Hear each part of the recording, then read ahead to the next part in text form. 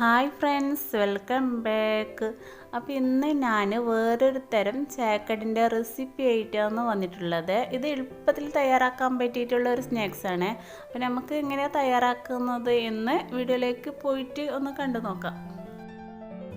അപ്പോൾ ഈ ഒരു സ്നാക്സ് തയ്യാറാക്കാൻ വേണ്ടിയിട്ട് ഞാൻ 3 ഉരുളക്കിഴങ്ങ് എടുത്തിട്ടുണ്ട്. എന്നിട്ട് ഇത് നന്നായി കഴുകിയിട്ട് വേവിക്കാൻ പാകത്തിന് വെള്ളം കൂടി ചേർത്തിട്ട് 4-5 വിസിൽ വരുന്നത് വരെ നമുക്കൊന്ന് കുക്കറിലൊന്ന് വേവിച്ചെടുക്കാം.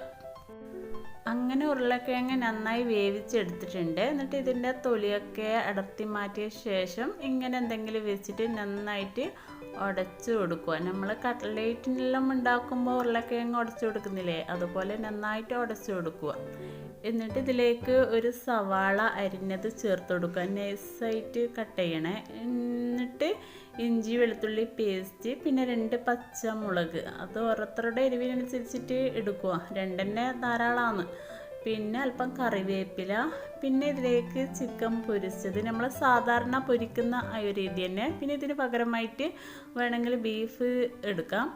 പിന്നെ ആവശ്യത്തിന് ഉപ്പ്, പിന്നെ ആവശ്യത്തിന് പെപ്പർ പൗഡർ, പിന്നെ അല്പം കളറിന് വേണ്ടിയിട്ട് മഞ്ഞൾപ്പൊടിയും മുളക് പൊടിയും കൂടി ചേർത്ത് കൊടുക്കുക. എന്നിട്ട് ഇത് നന്നായിട്ടൊന്ന് യോജിപ്പിച്ച് എടുക്കുക, കൈവച്ചിട്ട് നന്നായിട്ട് മിക്സ് ചെയ്യുക. നമ്മൾ കട്ട്ലേറ്റ് ഉണ്ടാക്കുമ്പോൾ സവാള വഴറ്റിയിട്ടൊക്കെയല്ലേ ഉണ്ടാക്കാറ്. അപ്പോൾ അതിൽ നിന്ന് കുറച്ച് വ്യത്യസ്തമായിട്ടുള്ളതാണ് ഈ ഒരു സ്നാക്സ്. കഴിക്കാൻ നല്ല ടേസ്റ്റാണ്, അതുപോലെ തന്നെ പെട്ടെന്ന് തയ്യാറാക്കാനും പറ്റും. അപ്പോൾ അതിൽ നിന്ന് ഞാൻ കുറച്ച് എടുത്തിട്ട് ഈ ഒരു ഷേപ്പിലാണ് എടുത്തിട്ടുള്ളത്. നമ്മൾ ഉന്നക്കായൻ്റെ ആ ഒരു ഷേപ്പിൽ, ഏത് ഷേപ്പിൽ വേണമെങ്കിലും എടുക്കാം കേട്ടോ, അത് ഓരോരുത്തരുടെ ഇഷ്ടം. പിന്നെ ഇതിലേക്ക് 2 മുട്ട എടുത്തിട്ടുണ്ട്, പിന്നെ ബ്രെഡ് ക്രംസ് എടുത്തിട്ടുണ്ട്. ഇനി അടുത്തതായിട്ട് നമ്മൾ കട്ട്ലേറ്റ് തയ്യാറാക്കുമ്പോൾ എങ്ങനെയാണോ ചെയ്തെടുക്കുന്നത് അതേപോലെ തന്നെ ചെയ്തെടുക്കുക. ഫസ്റ്റ് മുട്ടയിലേക്ക് മുക്കി കൊടുക്കുക, എന്നിട്ട് ബ്രെഡ് ക്രംസിൽ വെച്ചിട്ട് ഫുള്ളായിട്ടൊന്ന് കവർ ചെയ്ത് എടുക്കണേ. പിന്നെയെന്ന് വെച്ചാൽ നമ്മൾ മുട്ടയിലേക്ക് മുക്കിയ കൈ കൊണ്ട് തന്നെ ഈ ഒരു പൊടിയിലേക്ക് ഇടാൻ പാടില്ല. അപ്പോൾ അതിൻ്റെ പൊടി കയ്യിൽ ഇങ്ങനെ പറ്റി പിടിച്ചിട്ട് ഉരുട്ടിയെടുക്കാൻ കുറച്ച് പ്രയാസം ഉണ്ടാവും. അതുകൊണ്ട് ഇപ്പുറത്തെ കൈ വെച്ചിട്ട് ചെയ്യുക. ഓക്കെ, അപ്പോൾ ഞാൻ ഇതുപോലെ തന്നെ ഫുള്ളായിട്ട് ചെയ്ത് എടുത്തിട്ടുണ്ട്. ഇനി അടുത്തതായിട്ട് ഇത് ഓരോന്നായിട്ട് പൊരിച്ചെടുക്കലാണ്.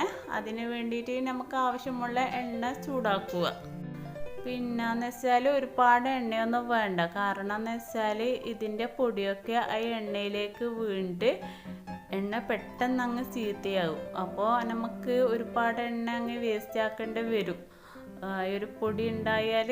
അതുകൊണ്ട് ഏകദേശം പൊരിയേണ്ട ആ ഒരു രീതിയിലുള്ള എണ്ണ ഒഴിച്ചു കൊടുക്കുക.